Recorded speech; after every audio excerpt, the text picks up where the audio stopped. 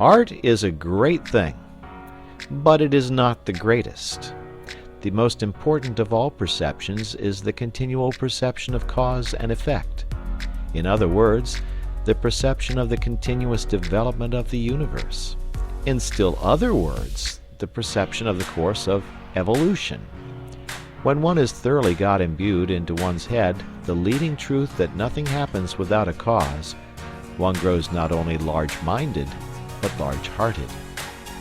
It is hard to have one's watch stolen, but one reflects that the thief of the watch became a thief from causes of heredity and environment, which are as interesting as they are scientifically comprehensible. And one buys another watch, if not with joy, at any rate with a philosophy that makes bitterness impossible. One loses, in the study of cause and effect, that absurd air which so many people have of being always shocked and pained by the curiousness of life.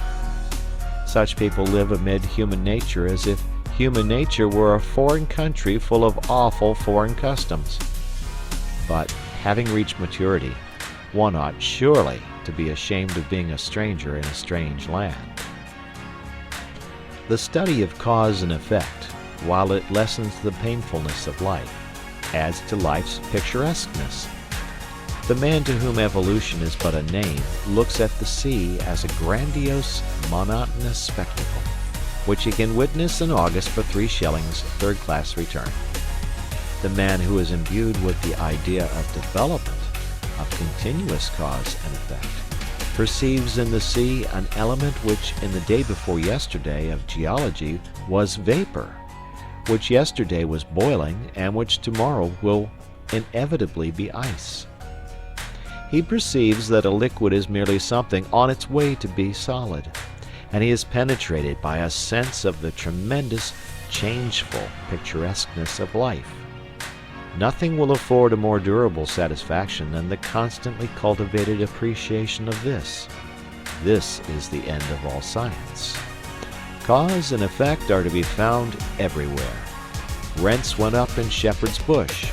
It was painful and shocking that rents should go up in Shepherd's Bush, but to a certain point we are all scientific students of cause and effect, and there was not a clerk lunching at a Lyons restaurant who did not scientifically put 2 and 2 together and see in the once 2-penny tube the cause of an excessive demand for wigwams in Shepherd's Bush, and in the excessive demand for wigwams the cause of the increase in the price of wigwams. Simple, you say disdainfully. Everything, the whole complex movement of the universe, is as simple as that, when you can sufficiently put 2 and 2 together. And, my dear sir, perhaps you happen to be an estate agent's clerk, and you hate the arts, and you want to foster your immortal soul, and you can't be interested in your business because it's so humdrum. Nothing is humdrum. The tremendous, changeful picturesqueness of life is marvelously shown in an estate agent's office.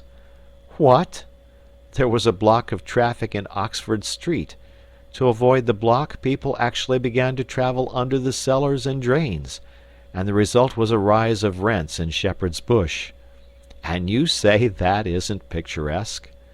Suppose you were to study, in this spirit, the property question in London for an hour and a half every other evening. Would it not give zest to your business, and transform your whole life? You would arrive at more difficult problems, and you would be able to tell us why, as the natural result of cause and effect, the longest straight street in London is about a yard and a half in length, while the longest absolutely straight street in Paris extends for miles. I think you will admit that in an estate agent's clerk I have not chosen an example that specially favors my theories. You are a bank clerk, and you have not read that breathless romance, disguised as a scientific study, Walter Bagehot's Lombard Street? Ah, my dear sir, if you had begun with that, and followed it up for 90 minutes every other evening, how enthralling your business would be to you, and how much more clearly you would understand human nature. You are penned in town, but you love excursions in the country and the observation of wildlife. Certainly a heart-enlarging diversion. Why don't you walk out of your house door, in your slippers, to the nearest gas lamp of a night with a butterfly net, and observe the wildlife of common and rare moths that is beating about it, and coordinate the knowledge thus obtained, and build a superstructure on it, and at last get to know something about something? You need not be devoted to the arts, not to literature, in order to live fully.